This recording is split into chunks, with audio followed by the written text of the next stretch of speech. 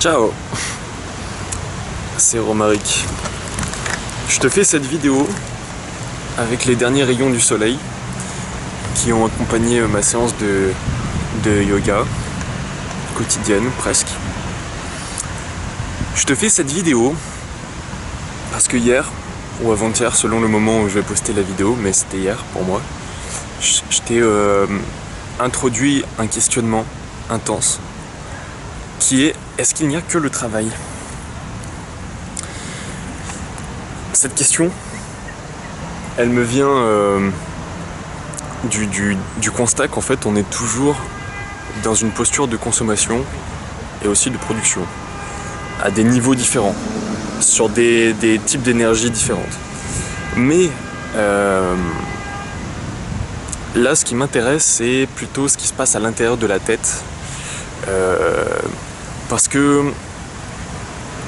quand il y a des moments de malaise, comme ça s'est produit chez moi pendant l'été, on va dire,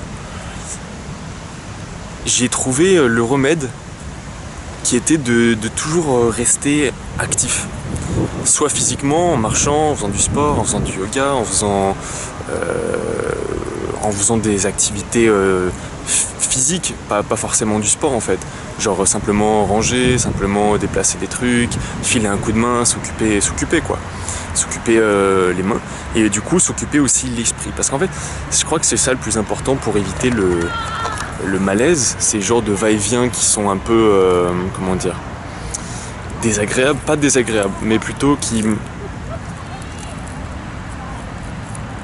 vont t'occuper la tête et qui vont rien produire de positif pour toi. Donc tu ressens ces choses quand tu as toujours la même idée en tête et que cette idée elle te fait du mal. Ça pour moi c'est le malaise. Le malaise c'est comme un trou dans lequel plus tu restes, plus tu creuses et moins tu auras de facilité à s'en sortir. Sauf si tu connais la technique qui consiste à ne plus penser au trou, ne plus penser au trou, ne plus penser au malaise. Et pour ça, du coup, je crois que il n'y a que le travail ou la distraction. Mais la distraction, c'est particulier, je t'en parle après. Le travail, c'est cette posture où tu vas être actif pour acquérir des nouvelles compétences, des nouveaux pouvoirs, des nouveaux savoirs, donc des nouveaux pouvoirs. Et ça passe soit par l'apprentissage de nouveaux, volontairement, je veux dire, volontairement acquérir des nouvelles compétences de travail pour ton futur, pour tes activités, ça peut être tout, hein, du bricolage, ça peut être du jardinage, ça peut être même des activités simplement intellectuelles, la capacité à synthétiser, la capacité à exprimer, dessiner, écrire. Mais tout ça, ça s'apprend. Ça s'apprend soit vraiment de manière active, en suivant des cours, en lisant des livres, en regardant des vidéos pédagogiques, soit en suscitant sans les chercher, en suscitant en créant des situations dans lesquelles tu vas acquérir du coup des nouveaux éléments de pensée, des nouveaux savoirs. Et quand je dis de manière inconsciente, indirecte, c'est simplement s'ouvrir à des expériences un peu inattendues, des discussions inattendues, des activités que tu n'aurais pas l'habitude de faire mais que tu peux essayer une fois ou deux. Et faire ces choses, les faire des fois. Bon, moi je suis pas du tout fan du challenge intense d'un coup. Je suis plus petit challenge par petit challenge. Et parce que je crois que souffrir c'est pas une bonne manière de travailler, de travailler pour s'enrichir, pour acquérir des nouveaux schémas de pensée. Mais en se mettant dans des situations dans lesquelles tu n'as pas l'habitude d'être, tu vas apprendre. Tu vas du coup effectuer un travail sur toi. C'est-à-dire que tu vas passer tes blocages, tu vas arrêter de te dire je ne suis pas comme ça, pour accepter que tu puisses faire des choses que tu n'as pas l'habitude de faire. même ces choses vont t'apporter des fois un nouvel attrait, un nouveau centre d'intérêt, des nouvelles compétences que tu vas pouvoir employer sans les avoir recherchées, sans même savoir que tu vas pouvoir les utiliser par la suite. Oh, le vent, le petit vent du soir. Et donc il ne faut pas fuir ces situations. Je dirais que quand tu as du malaise, quand il y a du malaise et que tu sais pas quoi faire, tu ne connais plus tes centres d'intérêt parce que soit tu t'es projeté dans ton travail, soit dans des personnes, soit... Bref, ça fait partie de ce processus d'individuation, ça connaître ses centres d'intérêt. Mais pour découvrir des nouveaux centres d'intérêt, il faut que tu travailles à t'ouvrir l'esprit, à acquérir des nouveaux éléments qui vont te permettre de comprendre à la fois ton malaise et à la fois ce que tu vas pouvoir faire du reste de ta vie. Et comme je te l'ai dit hier, ça par contre ça se décide pas d'un coup. Là je vais pas me dire demain, je vais pas me dire maintenant, ok dans 5 ans je suis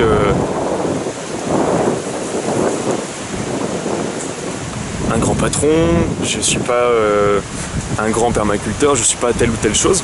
Ouh là là. J'espère que c'est pas trop bruyant pour toi. Regarde ma vue pendant ce temps. Regarde mon nouveau pote. Non, j'ai plutôt créé des situations qui, dans lesquelles je vais être ouvert vraiment, c'est-à-dire que je vais pas me mettre en mode défensif, je vais être ni trop ni pas assez ouvert, je vais juste laisser les idées des autres ou les idées des choses que je vais voir rentrer en moi. Et pour moi c'est ça le travail. Le travail c'est donc susciter ces situations, les s'ouvrir pour recevoir entre guillemets les enseignements que ces situations vont nous apporter, et enfin dans un dernier temps faire un feedback dessus pour déjà savoir si la chose que tu as vécue te plaît, et si d'une certaine manière, ça c'est plutôt un feedback inconscient, qu'est-ce que tu vas pouvoir faire de ces connaissances par la suite. Voilà. Pour moi c'est ça le travail. Le travail c'est pas gagner un salaire, c'est pas être salarié, c'est pas ce genre de choses. Non, faire du travail c'est avant tout sur soi, c'est avant tout sur sa mentalité, sur ce qu'on a à l'intérieur de sa tête, qui on est. Le travail c'est se transformer, c'est devenir, c'est se mettre en position de devenir. Et de devenir quoi? T'es pas obligé de le savoir. Non. Ce que tu dois faire c'est simplement rester proche de ton ressenti, parce que c'est ton ressenti qui te guide, la seule vérité pour toi, hein. Toutes les connaissances sont fausses dans l'absolu. Il y a juste la seule vérité pour toi, c'est ton ressenti. Donc si une situation dans laquelle tu t'es mis, une activité que tu as pratiquée, une connaissance, tout ça, toutes ces choses t'ont intéressé, alors ça veut dire que tu vas pouvoir les reproduire, que tu vas pouvoir passer du temps à développer ses compétences, à développer ses savoirs, ses savoir-faire, etc. C'est ça le travail. Le travail, c'est donc s'ouvrir l'esprit. C'est pour ça que je me demande s'il n'y a pas que le travail. Parce que si tu arrêtes de travailler, si tu arrêtes d'employer ton énergie, donc ton énergie pas forcément de la calorie physique on va dire, même de ton attention, ton énergie créative, et pas sexuelle, juste créative mentalement, il faut toujours les dépenser, sinon si elles stagnent, t'es dans le malaise, toujours. Genre si tu manges beaucoup et que tu dépenses pas ton énergie, tu vas pas être bien en fait. Si tu fais ça tous les jours, ton corps même va te transmettre des signaux. Et c'est la même chose mentalement. Si tu travailles pas si tu te mets pas dans des postures pour employer et pour développer des nouvelles capacités, des nouvelles compétences, en fait, si t'es pas dans l'adaptation, eh bien, tu te sens mal. Voilà. Et alors, par rapport au divertissement, qui est, je dirais pas l'inverse du travail, mais plutôt une alternative qui me semble plutôt néfaste, même si on a besoin de moments pour se détendre. Je pense que tu dois choisir éventuellement des divertissements qui t'apportent, des lectures qui t'intéressent,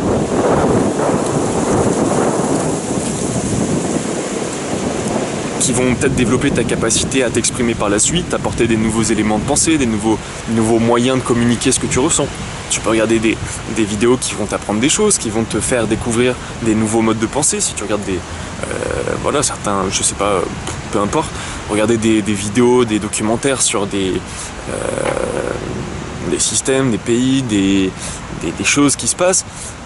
Tu es dans une posture de consommation, donc presque dans du divertissement, sauf que ça va t'apporter des choses. Le divertissement pur, c'est quand tu vas simplement t'occuper, souvent avec des choses que tu connais déjà ou des choses qui en fait t'apporteront rien ou te tireront vers le bas. Quand tu es dans du divertissement pur et simple, tu te maintiens pas au même niveau, tu es déjà en train de décroître parce que tu utilises ton attention, tu remplis ta tête avec des choses qui ne travaillent pas ta capacité d'adaptation. Mais après, bien sûr, il faut se recontextualiser, se remettre en, comment dire, prendre du recul en fait, parce que tu peux te dire ok, je regarde telle émission, ça va m'apporter des connaissances sur un milieu social, ça va m'apporter des connaissances sur telle ou telle chose. En fait, ça t'apporte toujours des choses, mais il faut se resituer et se dire qu'est-ce que j'ai envie de devenir éventuellement, qu'est-ce qui m'attire. Et c'est vrai que le divertissement, c'est quelque chose de très plaisant. C'est comme le sucre. Tu vas manger du sucre. Mais si tu n'emploies pas les connaissances que tu acquiers, en fait, c'est plutôt ça le divertissement. C'est quand tu absorbes des choses que tu ne peux pas utiliser. Ou quand tu les utilises, ça ne te fait pas du bien. Quand tu regardes des gens assez quelconque dans des émissions de télé-réalité et que tu vas du coup apprendre inconsciemment, tu vas prendre leur mimique, tu vas prendre leur façon d'être et tu vas les employer dans la vie. Mais si tu regardes par exemple, j'avoue que ça m'est arrivé de regarder cette émission et je l'ai regardée il y a pas longtemps chez des amis. C'est sur Énergie 12 là, putain je sais plus, c'est une émission où c'est des histoires dramatiques de couples, de personnes. Ah merde, je me souviens plus. Bref, si tu regardes tout le temps ça, si tu regardes que ça, si c'est la seule chose qui rentre en toi, eh bien tu vas devenir comme ce que tu regardes, tu es ce que tu consommes. Et donc du coup, tu vas être dans la vie comme ces personnes qui sont déjà en crise, qui sont des mauvais acteurs, qui sont... Ah, c'est pas péjoratif le terme d'être quelconque, mais c'est des gens qui vont pas... qui ne sont pas dans une dynamique d'amélioration et d'adaptation à leur milieu. Et c'est pour ça que je pense qu'il n'y a que le travail, il n'y a qu'à se focaliser sur des compétences qui pourraient te servir par la suite. Et comment trouver ces compétences? Si dans une situation tu t'es senti mal, pas adapté, eh bien tu dois travailler ça. Surtout si cette situation va se répéter. Si tu allais dans une activité, aller faire une activité sociale et que tu n'as pas réussi à discuter avec les gens, que tu n'as pas réussi à nouer des relations, etc., tu vas chercher à apprendre comment mieux se sentir en société, comment se sentir plus à l'aise quand tu vas découvrir des gens, comment se faire des amis. Voilà, c'est simple, il n'y a pas de honte en fait. Si, je dirais, tu vois, c'est comme ce petit proverbe qui dit celui qui demande une fois, aura l'air bête, qui n'a pas compris quelque chose, qui demande, il va paraître bête une fois, mais celui qui demande jamais, il sera toujours bête. Bon, c'est la même idée. Il ne faut pas avoir honte de ce que tu veux devenir, il ne faut surtout pas avoir honte de commencer à travailler. Quand tu commences à travailler, t'es mauvais. Voilà. Quand tu commences à faire du yoga, tu sais pas tenir tes postures. Moi, à chaque fois que je découvre des nouvelles postures, je tremble, je tombe, ça me fatigue, ça me fait mal, ça m'étire. Et petit à petit, j'arrive à les faire. Il y a des postures que je pensais jamais faire, je réussis à les faire. En quoi ça m'apporte? En quoi c'est du travail? Eh ben, c'est du travail parce que ça fait du bien à mon corps. Et mon corps, je sais qu'il va me suivre toute ma vie. Si j'ai plus de corps, je vis plus. Donc, je suis content de faire un travail sur lui parce que c'est une manière pour moi de m'assurer une meilleure adaptabilité dans le futur grâce à mon corps. Mais ça va pour toutes les compétences que je vais essayer de développer, que ce soit pour mon activité professionnelle, que ce soit pour ma créativité, mon imagination. C'est pour ça que j'ai pas envie d'être dans des postures passives où je vais garder du contenu en fait qu'on me donne et que je vais jamais pouvoir vraiment utiliser. Non, je préfère toujours être dans une certaine forme d'effort, d'amélioration, de travail sur moi parce que j'ai conscience d'être peu, très peu, de savoir peu de choses, d'être imparfait, d'être plein de choses. Je ne serai jamais complet, mais je peux faire l'effort de toujours travailler à cette amélioration, au développement de moi-même. Je ne sais pas si c'est vraiment ce qu'on appelle du développement personnel, je pense que oui. Mais du coup, tant que tu travailles dans cette direction, tu ne te sens pas mal parce que tu sais que tu te fais du bien, tu sais que tu t'apportes quelque chose et que tu te prépares pour mieux t'adapter dans le futur. Même si tu sais pas de quoi ton futur est fait. Donc tu peux avoir confiance en cette activité, tu peux avoir confiance en ton ressenti. Si ton ressenti te dit que l'activité que tu fais est bonne pour toi, qu'elle te fait du bien quand tu la pratiques, continue.